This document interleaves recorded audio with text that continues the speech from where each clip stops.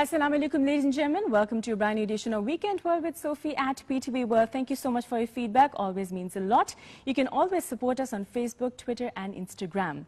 Now, our roots, our culture, our heritage is our identity. That is what defines us as a nation. So we end up shaping buildings, but in the end, the buildings end up shaping us. On the show tonight, ladies and gentlemen, we are going to be talking about the Pakistani architecture, designs, heritage, and of course our legacy itself. Now, it is indeed an honor and a privilege and a pleasure to be interviewing, hands down, the best Pakistani architect we have, the one and only Nayyar Ali Dada Sahab. Let's roll out the red carpet for you, sir. Assalamu alaikum. How are you? Thank you. It's a pleasure to have you here. Now, all we need absolutely no introduction, but we got to do what we got to do. You are a renowned architect. You are the first and so far the only architect from Pakistan to have received the Aga Khan Award for Architecture in 1998. Not just that, you have been honored with the President's Pride Performance Award in 1992 and then the Sitara Imtiaz later on as well. You head the firm Nayyar Ali Dada and Associates in Lahore, and you are widely recognized as one of the most respected and established architects in the country. We welcome you again. Thank you. And up next, we have somebody who I truly do admire. Atiq Ahmed, how are you? Assalamu alaikum. Welcome to the show. Thank you. You are blending very well with our furniture tonight as well. It was a pure coincidence. Definitely. So he is a savvy architect and an urban designer. He is also an associate professor at NCA's Architecture Department and heads the Office for Conservation and Community Outreach, which he founded in 2005. He's also heading AG Architectural Engineering and Design, which is a boutique firm specializing in high-quality design and construction innovations. He's also the owner of Turning Tables, which is a furniture and lighting design studio. Welcome to the show. Thank you. So, gentlemen, first up, the question that I have for you is going to be very simple. What exactly is the design and the architecture that you've developed to love recently, and how is it different from the time when you first stepped into the business itself? Yeah, it's a moving thing. Architecture moves with times and has a sense of continuity. It is influenced by all the factors around it, the development, the science, the technology, and the culture. Sadly, the culture, the way the culture has developed here, did not have a sense of continuity. It was disrupted by interventions of modern times, True. modern technology, and also the trends of commercialization, and also the factors of, you see, game of numbers, population explosion, which has created a lot of congestion, which has created pollution, and has made the cities dangerous. And the cost has been not only the functional one, like the loss of security and safety, it has also been a loss of aesthetic sense Yes. as well, and a loss of culture. And the other loss has been the respect for nature has been lost. Right. We are left with no trees, no forestation. Our air is polluted, our water is polluted. So there are lots of problems of both kinds. One Right. is the functional ones, and the others are the aesthetic and the cultural ones. The aesthetic civility has been lost. Right. So we as architects, we have a challenge, a very complicated one, to somehow deal with these factors. Right. And create a sense of sanity by creating awareness in people who produce architecture, Right. in which we are included. We are one of the culprits ourselves, the professionals, and the bigger culprits than ourselves are the decision makers, whether they are bureaucrats or they are politicians. And the third sector I'd like to point out is the consumers, people who live in the architecture that is created by us, who live in the cities. They have a sense of responsibility also, Yes. that they need to be aware of what is good for them, True. so that they can fight for it. Right. Wonderful and wonderfully put.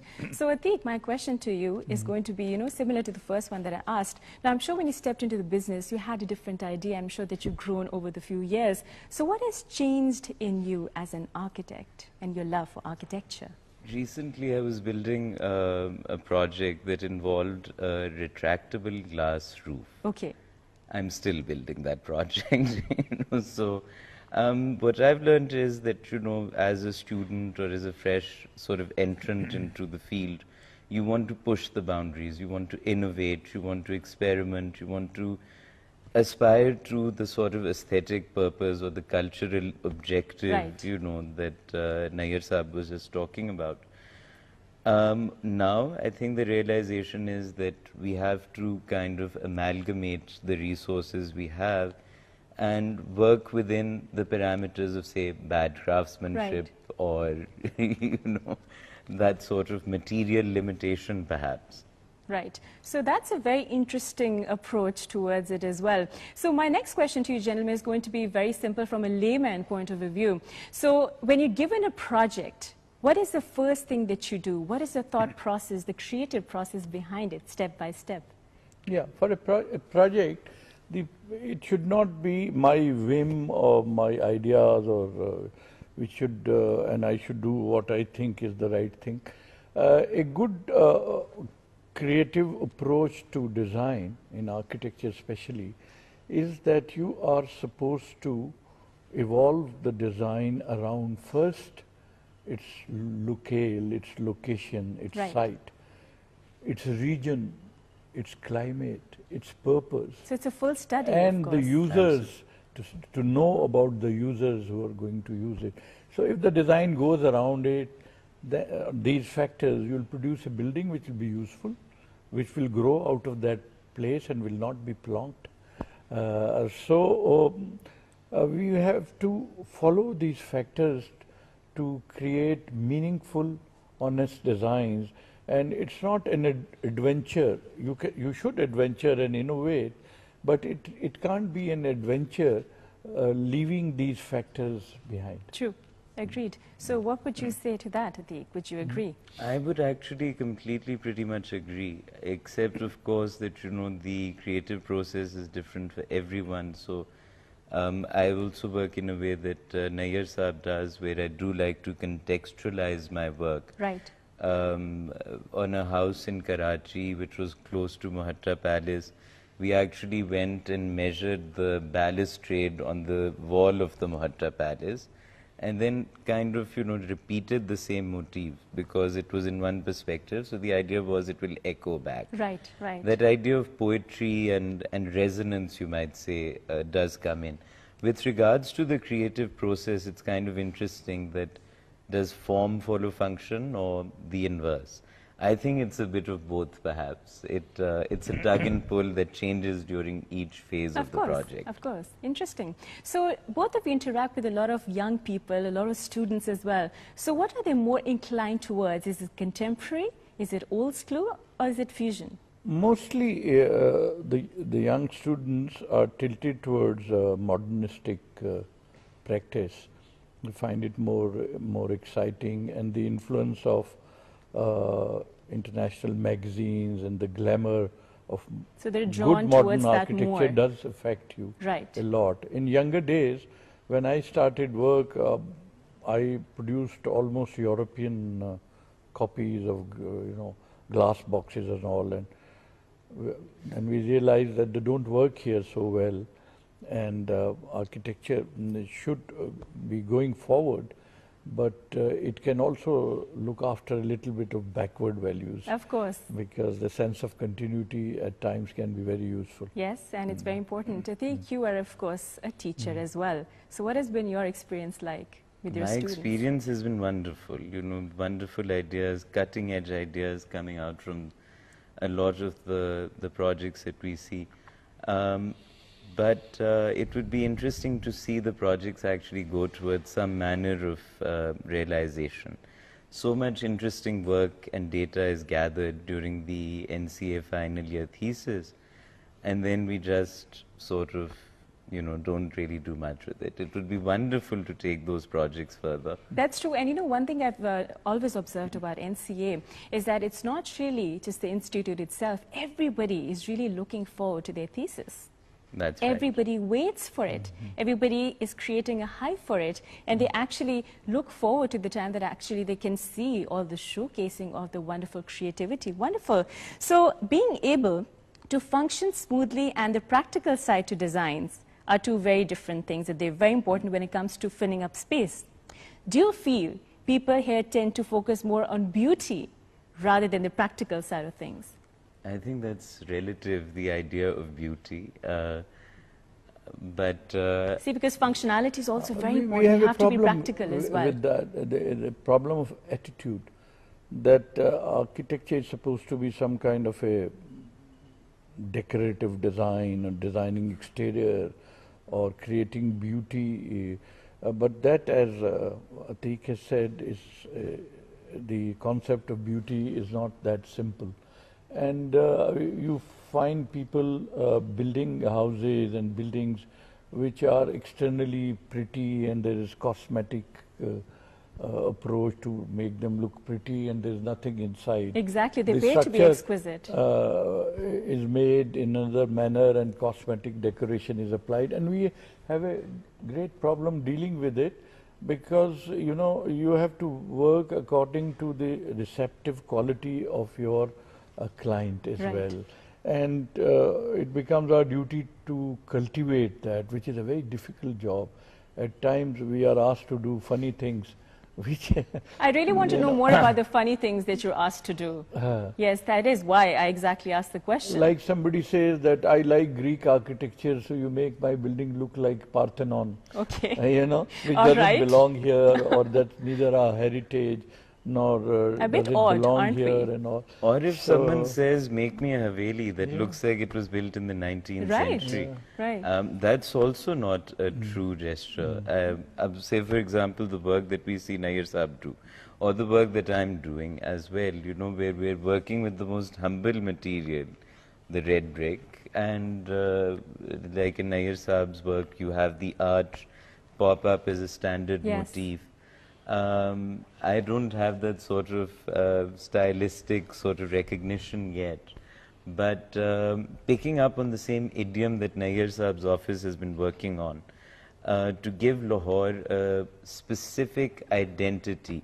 Two of my students were from, recently arrived from Karachi, they Right. say, but via Hunza, so they'd been living, you know, there. So they like, we came to Lahore and it was completely like stuff of fairy tales, you know, all these trees and red brick buildings and all of that. Now we kind of take it for granted, perhaps having spent all our lives here. Well, I think beauty is a joy forever. Absolutely. And the Alhambra, if we talk about that for a second, I think that's a building that is at par with any project, you know, on earth. You look at the proportions, you look at the geometry, and the kind of sophistication of line, and also the restraint, the minimalism that you see. Yeah. And of course, my favorite gesture is when you've taken the brick and you've just coursed it slightly teda to achieve those tapered lines. So those are standard bricks. Right. They've just been, you know, slightly warped, and you achieve that surface. Right. It wasn't It especially. actually evolved because I was, like Atiq, I was frightfully young at that time, and then I was given this challenge to do this building. So first thing that I tried to learn was to walk around Mall Road and see what has been done in the past. And remarkable brick buildings were there, like the HSN College. Yes, of course. So I said, if they could do so well with bricks, why can't we do it? And we had no choice, because brick was the only material affordable.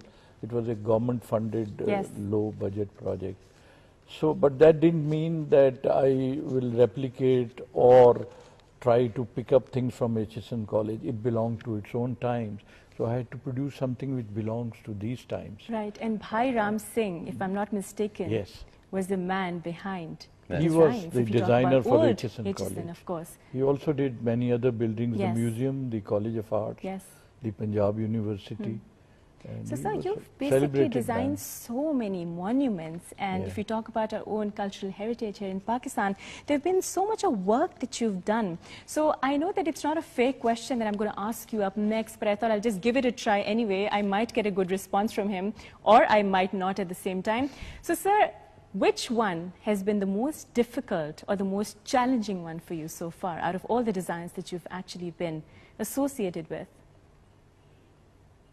I have never thought of that, but one of my favorite projects is a project which is only half the credit comes to me, was the house I designed for my mentor, Shakir Ali, Of course. the famous painter. And you always mention him. So that house is very simple and low budget house again, and was built in 10 years because the funds exhausted. It was difficult also because to deliver something which could belong to Shakir Ali was not easy. So it was a difficult assignment, but it turned out to be extremely good because I was more of a draftsman. He gave me all the ideas, and I translated those into. So, you know, a lot of people might not know, but you always wanted to be a painter. That's true. It is because I get in so much trouble as an architect. Because, So you tell know, us about the sort of paintings I that you really always wanted to envy draw. the painter can do whatever he likes. Yes. He could put his ideas. He can. In architecture, it's not like that. Your arm is twisted by the client at times, and it's done by the LDA by putting in stupid bylaws at times, and the contractor comes and spoils it. So you have to play like you dribble like a hockey player to get to your goal. That is the difference. That's why I envy the painters. And I do paint myself at times. I don't get much time though. Right. So what exactly do you love to paint? Tell us about that. I've done some, I am a watercolor painter, and I did some landscapes, but not landscaping around nature alone. I've done some walled city How wonderful is that? drawings. Right, wonderful. So you even have the cultural heritage present in your paintings It was as not well. pointed to heritage so much. My paintings had the Wapda wires with crows sitting on it and stuff like that. Very artistic, of course. So Atik, coming to you now. Now you have to correct me if I'm wrong, right? Because I read about the fact that you were 12 years of age when you actually interacted with Nayyar Ali Dada Sahab. And he was also the man behind the design of your home. So this is something that we read as well. So tell us about the first interaction you had with him and what really inspired you. Well, I remember Nayyar Sahab had come over to see my father. They weren't sitting in the study, they were sitting in the lounge. So they were closer, you know, approachable. And I had my drawings with me. And you were tagging along just like that? No, they were sitting in the lounge, so I could just, you know, literally just enter. So that was great. And then just Abba showed my drawings to Uncle Nayyar, and I remember Uncle Nayyar said कि इसको NCA भेज दो, हाँ इसमें है जरासीम मोती, you know. So. See, he spotted the talent right there when you were 12 years of age. So, sir, I'd like to ask you the same question. What exactly did you spot in Atik back in the day? Yeah, What was that spark that you was noticed? always a little kinky, so very suitable to go into. Okay, just please observe the word that he's used for you. I think it's very appropriate. Okay, so we might get into the detail of that later on. Interesting. Okay, so tell us about the collaboration that both of you have had together. I graduated, I worked at Uncle Nayyar's office for about a year and a half, and he gave me a couple of very tough assignments. Tell us which about was them. Fantastic. Well, one of them was for a very prominent society couple in Lahore. We wanted to build it and finish it in 3 months. But in the 18th month of construction, I had to go off for my master's. Okay. So it was still being built. All right. And when I came back, it was great. It looked fantastic because it had, you know, Nayyar Ali Dada's office's stamp all over it, and had beautiful epic spaces and just the usual you know, features his work has. So let me just chip in something right here as we speak. So basically there was a recent interview and Atiq was being asked about you, and he very fondly recalled a few memories, and then he was talking about the fact that Nayyar Ali Dada is it. Is what he said. So tell us what exactly comes to your mind whenever someone mentions the name. So I started working with my colleagues Aisha Sarfraz and Khizr Ishtaq on my project, which was on our project rather, which was a listing of all the important buildings in Lahore. Right. So we started with the oldest buildings, of course, and then we found Shah Jahan and Jahangir, and then we found Bhairam Singh, and then we found Nayyar Ali Dada, because if you actually look at it, Lahore has been sort of, you know, made into what we know, the landscape that we know by largely this, Yes. architect sitting right Oh here. yes, hands down. Not just in Pakistan actually, also in Colombo. He Absolutely. designed a very interesting building in Colombo, the We BCCI did some Bank. small projects there. Huh? That was there as well. So I'm just going to name a few of my favorite pieces of art. That's what I like to call it and put it as far as Nayyar Ali Dada Sahab is concerned. The Lahore Al-Hamra Arts Council. Absolutely love it. So Atiq, what is that one thing about this building that you really love? The seamlessness of it. It flows beautifully. My brother organizes the Lahore Literary Festival there, Right. so we kind of use the space every year. And it lends itself so beautifully to, you know, how the whole function flows over there. Right. It's airy. It's airy and seamless. You know, there are details that sometimes even people miss, like how the wall from the outside comes inside, Right. and how it's actually cut off by the glazing, but Right. the same texture is continuing. It's absolutely one of my favorite spaces. And you know, one of the recent works that he's done is the Expo Center in Johor Town, Lahore. And this was sort of like a mix between contemporary and classic. How did you like that work?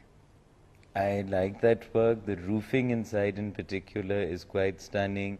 And then, of course, in the center where we have the auditorium and the red brick sort of mass Yes. with the semicircles and the cylinders and the arches again. Yes. Very classical Nayyar Ali Dada, so, and also very classically Lahore. Of course, because a lot of events keep on Yeah. happening there as I well. must clarify that it's not all a success story. I have more frustrations than factors of satisfaction, because the architecture could, even myself could, with whatever ability I have, I could do much better. And we must strive to improve the circumstances in which architecture is produced, Right. where these young, bright students are being trained, and believe me, they're brilliant. And there is so much to do in Pakistan, Absolutely. possibilities to develop. But the circumstances in which we work, you know how the architecture jobs are given to architects, their selection, the way the drawings are approved by the authorities, the way the projects are awarded to construction companies, and the way the whole process goes is a disaster. Right. In which good architecture, producing that is so difficult. It's impossible. So I'm really, I get very worried with everything around me, that if it doesn't improve, we will not improve as designers of our built environment. Or Of course, that. of course. And I have suffered a lot going through this, and I keep on reminding people who can control it or improve it. And I want to make this point, because everything is not all that.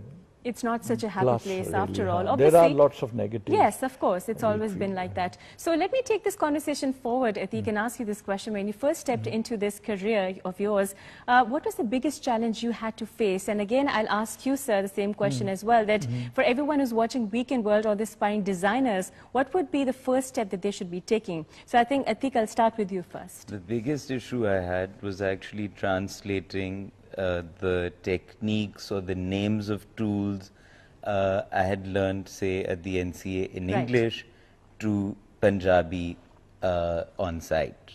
that was the biggest challenge, because I had to become a bit of a mime to actually say, okay, you know, that thing that looks like that thing. So sign language, did It you was learn that. the sign language in the process? Not really. I started acquiring the Punjabi. Right. But yeah, that would be great. Like one of the projects I'd love to do. And if we can find funding through your program Of for course. it, that would be so awesome. But you know, it would be to take literally the French Enlightenment project of the encyclopedia and just take a tool or a building technique, its name in English, Urdu and Punjabi, and a brief description. That would go That's it. such a long way in Yes. actually strengthening the educational core. Of course, of course. And you know, we have to maintain and safeguard our cultural legacy, which is very important, so that the future generation can understand and appreciate the work that we've done. So, sir, what would be the message that you'd like to give to all the aspiring architects? What is the first step that they should be taking?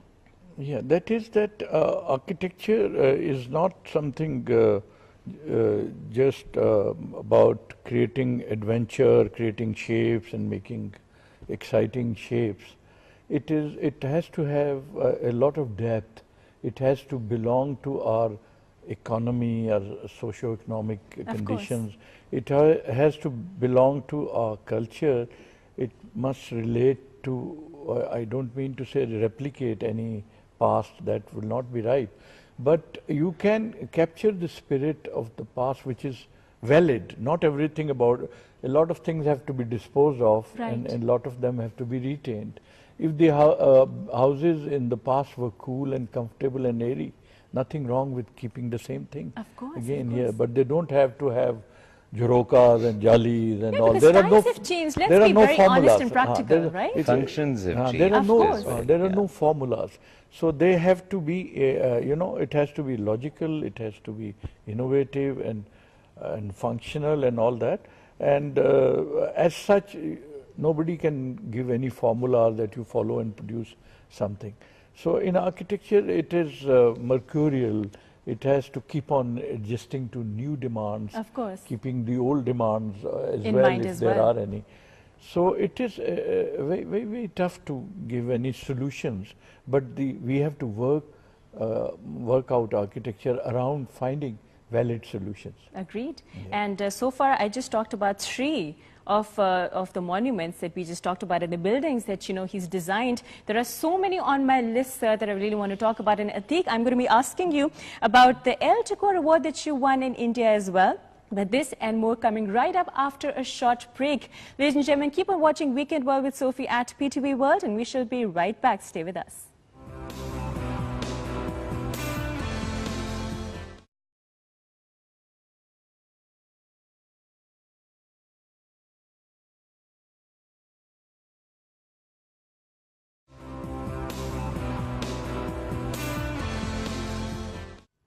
Assalamu alaikum, ladies and gentlemen. Welcome back. You're watching Weekend World with Sophie at PTV World. Of course, today we are talking about the Pakistani architecture, our legacy, our heritage. And gentlemen, we were talking about a lot of interesting things earlier, but right now let's come to Atiq now. So Atiq, we're really, really proud of you, and congratulations again. You won an award recently. So for everyone who does not really know what we're talking about, he recently won the El Decor Award in India. So how was that experience for you, and what exactly did you do to win that award? Tell us more details. It was a fantastic experience, largely brought forward by a friend and a partner, Avantika Sujan, who started manufacturing my work over there also. So we work on a very limited design edition. We only produce 20 units of each design. Right. So wherever it's ordered first, if it's ordered in Delhi or if it's ordered in Lahore. Okay. And the award was fantastic because we also had to take a Turning Tables Design Pavilion to India Design Week, where You for showcased 3 your work, days it was a lot of traffic, a lot of interest, and of course when you tell people across the border that you're actually from the other side, so you know there's a lot of interest and fascination. A lot of questions. And absolutely, absolutely, such as, is this cow skin? But And of course, for obvious reasons, of course. but Yes. but of course we weren't that foolish to take cow skin to India. But But it was wonderful. It was just simply great. Right. So what exactly did they love about your designs?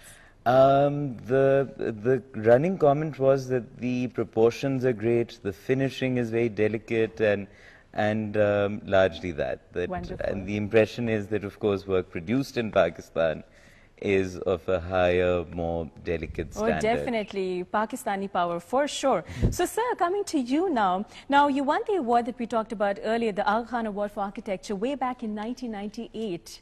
How was that experience for you? Oh, I didn't expect an honor of that magnitude. But as the award goes, this award is extraordinary because it is in search of work of excellence which relates to the socio-economic conditions, local materials, local values, and all these factors, and they don't go for grandiose architecture, right. Which is attractive to look at and is grand. So they look and at substance. They go for indigenous solutions. Right. And this project was picked up because it was made on shoestring budget. 300 rupees a square foot was the cost when it was built. Wow. And the simplest materials that could be there, and it delivered what was required out of it: good acoustics, good sight lines, and basic things like that. So this award is very peculiar. It goes for very different kind of values. That is why a lot of projects do not win this award. The grand projects are normally kept out of it. But sir, it's really unfortunate that no one has really won that award after you did in 1998. Yeah, that is sad that so much work has not been done in that sort of a direction, which is appreciated by awards of this kind. Right. So I must mention one thing as well, that, when you talk about a progressive Pakistan, we have men and women both working really, really hard towards achieving success for our country. So we'd like to mention something on the show tonight as well. If we talk about architecture, we had the first female architect here in Pakistan as well that I'd like to mention. So how exactly did you find Yasmin Lari's work, sir? Yasmin Lari's recent work is absolutely marvelous. She left usual practice, closed her office and started working with local material and social conditions of poor people, and working for them, making schools and houses for them in simple materials like mud bricks and use of bamboo. And she was sort of an elitist architect to start with. Yes. But once she got involved in this, she has got so much involved in the human conditioning and part of it that she is a social worker more than an architect, which is very commendable. And one of her popular works included the Naval Officers House in Karachi and Taj Mahal Hotel, Karachi. Yeah, that was the part that I'm not very fond of, frankly. Okay. It is really the recent 4 or 5 years work, which is, this is really that you found valuable. really inspiring. That sort of architecture we architects keep on. All right, I'm liking the honesty right there, sir, of course, coming from you. Wonderful. So now my next question for you is going to be very important, and I really wanted to talk about this on the show tonight as well. Now let's talk about the fact that, you have a lot of urbanization happening in Lahore and a lot of commercialization as well. That is destroying our resources, and it is also destroying art. How do we tackle that in 2015? Absolutely, that should be the priority number one. We talk of our economy, we talk of our GDP. If we get oil in Pakistan, Atiq and myself will get 20 rupees each, because the number it's all a game of numbers, and we are not bothered about that. All this family planning business, we keep on talking about it. The results are zero. We have done nothing about it. And the biggest threat and the danger to human existence, the quality of life, is this factor. And with this congestion and this sprawl of the urban development and commercialization is producing unlivable cities. Yes. What is the landscape of Lahore? Lousy hoardings and boards and neons and backsides of air conditioners. I like is the that the landscape that we are looking for? But that's it. And it's all because of this congestion and overpopulation and And that is why we have a lot of traffic mess as well. And a lot of people are frustrated out on the roads. there is no master plan for that. That's true. I would agree with There that. is no awareness in the quarters of decision makers. There's no awareness amongst people also. It's very poor. The Right. awareness is not there. Right. So, Ateek, what is your take on it? How do you think we should tackle the urbanization here I in think Lahore? firstly it can be managed pretty well, provided that you know the folks who are managing it declare the intention to manage it. Yes, true. The intention has to be There there. are better examples like Bangladesh and all who have done better than us Who have indeed. to some extent. Huh? And actually, it's you know, an effort that will keep going on. But as for all this construction that's happening at the moment, I do question as to how necessary it is, because when households are trying to save on trips and save on petrol, Right. what is the point of actually investing then in a medium that is very expensive for Right, regular right. people? Why not invest in public transport? So we got the metro, which was great, but unfortunately the metro has some other issues with Right, it. right. But So I think that wherever you talk about a progressive country, the basic infrastructure has to be there. And the basic infrastructure consists of education, it consists of healthcare, and of course it consists of a good civil society as well. Absolutely. And that is where rules and regulations come in. That is where laws come in. And that is where good Samaritans come in as well. So my next question is to you, Ateek. Now, you know, we live in a world which is full of the social media. And, you know, we were reading about something that really made us happy. So the app that you and your team designed is called Okho Lahore, if I'm not mistaken. Okho Lahore, and it that's can right. be installed on the internet-ready smartphones which have Android or Apple iOS systems. So it is bringing Lahoris closer to the architectural aspect of the city. Tell us more about that app of yours. it's got about 300 something buildings listed on it. There's a map that you can use and navigate around the path that you can tailor make for yourself. So if you wish to see only the Sikh buildings in Lahore, so you can do that. You want to go see the Mughal monuments, you can go do that. And the idea really was that, you know, we're losing so much of our environment and the landscape we know at so-called developments, you know, hands. Can we just try and do something to remember, Right. to eulogize, if not to save? So basically the journey of 1,000 sites starts with a click. It's It as starts simple with as a click, that. as simple How as that. wonderful. So since we are talking about the social media, tell us, how has it affected your business? How lucrative has it been for you? Well, Turning Tables is without a showroom, so we've just been receiving, you know, clients over Facebook. Anyone who wishes to approach us can send us a message, and we just kind of set up a meeting and roll out the stuff that Wonderful. they've asked And for. you are on Instagram, Twitter, and Facebook. We're on Facebook at the moment, but coming to Instagram soon. Okay, you better come to Instagram soon because it's doing really well in today's time and age. All right. So, well, let's once again talk about the beauty that our country inculcates. Of course, we've got our provinces, we've got our own beauty. So my next question is going to be the different monuments that you love and admire about our country, not just here in Lahore, but in other parts of our country. Yes, like India, Pakistan carries history of thousands of years, actually 4,000 years and even more than that. So how many countries are there which can boast of that? True. But sadly, we have not been able to protect and take care of this heritage. And we, first of all, we don't have the passion to do that. Then I think we're in a different zone altogether because Yeah.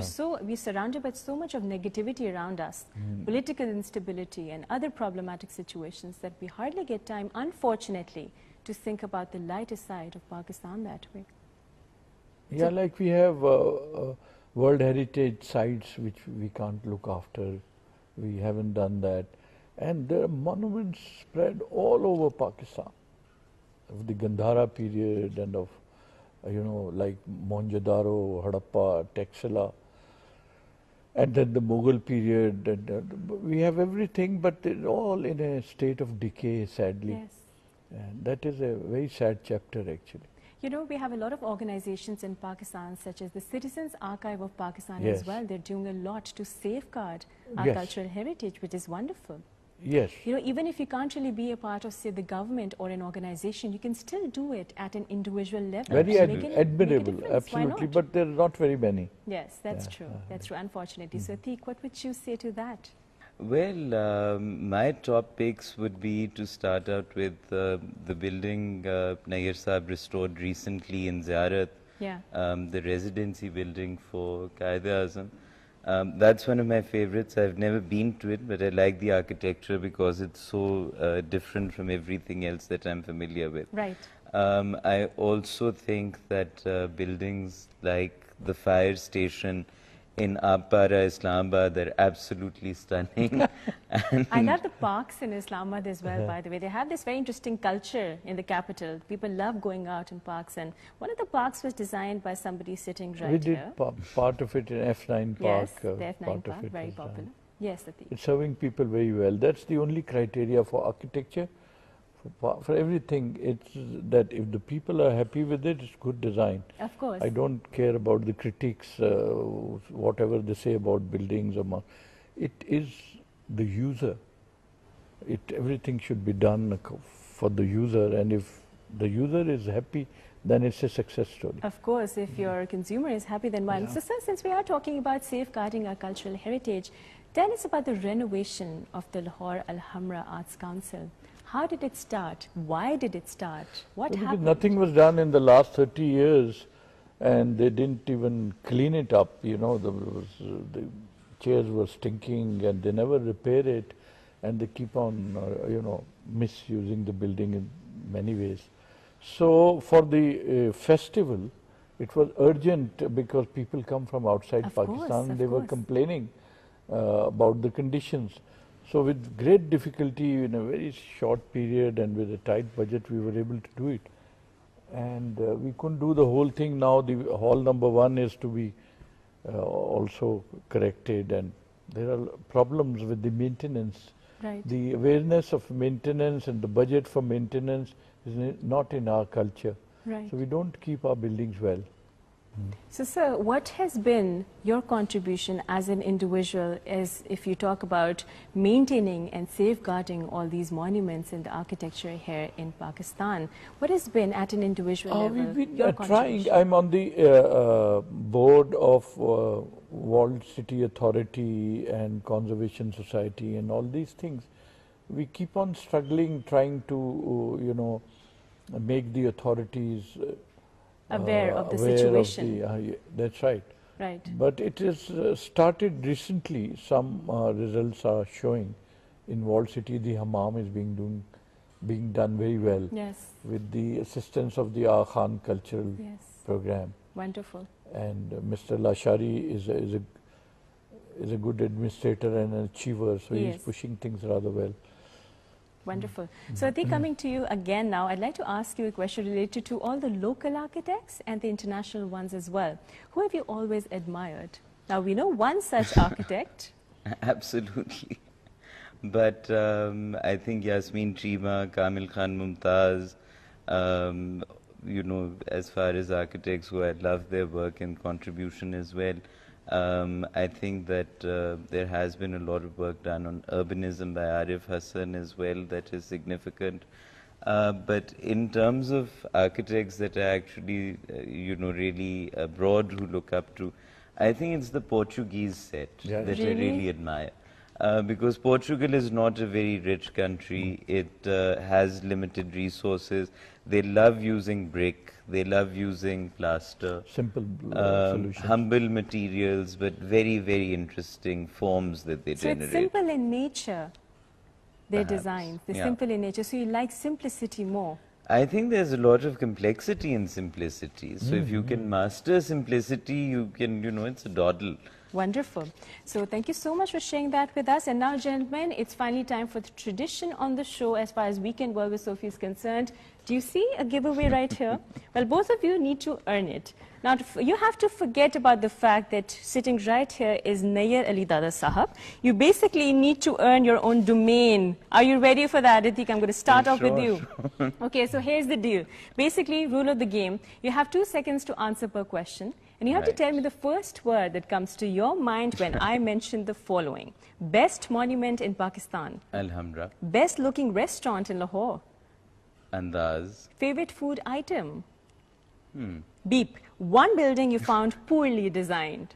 You can do it. Come on. You can do There's this. so many. Where do I Beep. start? The biggest regret in your life. Beep. Okay, freezing. Nayyar Ali Dada. Nayyar Ali Dada is... I'm sorry, now I'm confused with this game. Okay. Let me just make your life easy and give you 5 seconds to answer the question, okay? Right. I'm doing you a favor now. One word that best defines Pakistan. Interesting. Your favorite new Pakistani architecture. New architecture is definitely in Lahore. All right, not bad, could do better, but I'll still give you a round of applause for that. Thank you. So, Nayyar Ali Dada Sahab, do you think you can beat his score? I don't know. You think so? Okay, well, you better, because you need to earn the giveaway. So your time starts now. One singer you can listen to all your life. Pankaj Malik. Atik Ahmed.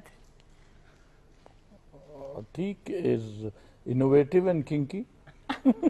Okay, he loves using that word for you. Maybe after the show is over, I'll get more details from him.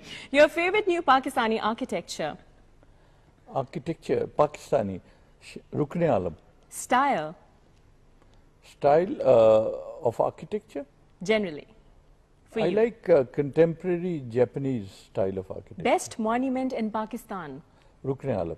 Best looking restaurant in Lahore? Probably also Andaz, I would say. Favorite food item? Chops. One building you found poorly designed? The fire station in Islamabad. Okay. There you go. He said it. I think that's it. He clearly won the round. Definitely. Hands down for sure. So, gentlemen, it was a pleasure. Thank you so much. Both of you have done remarkable work when it comes to Pakistani architecture and designs, aesthetics, philosophy, our heritage. But before we sign out, we should have a take-home message for everyone who's watching Weekend World right now. So how can they best safeguard our cultural identity, our heritage, our roots? Sir, we'll start with you. You have to move ahead with the times, with the challenge of the future, challenges of future, and somehow reflect the past that had any glory. Beautifully put. Yeah. Atik. I'm going to give a slightly more banal answer, which is just please start caring of what is around you. Don't just disrespect it and don't treat it badly, Let's just start with the baseline, please. I Thank you. completely agree. Bilkul say, and I completely agree. Thank you so much to both of you once again, and it was a pleasure. Ladies and gentlemen, keep on watching PTV World. My name is Sophie. It was a pleasure hosting the show for you this time around. We were talking about Pakistan. We were talking about architecture. Always remember that our buildings will be our legacy. We will be gone, but the buildings will speak for us. So on that note, God bless us and God bless our country. Have a great night.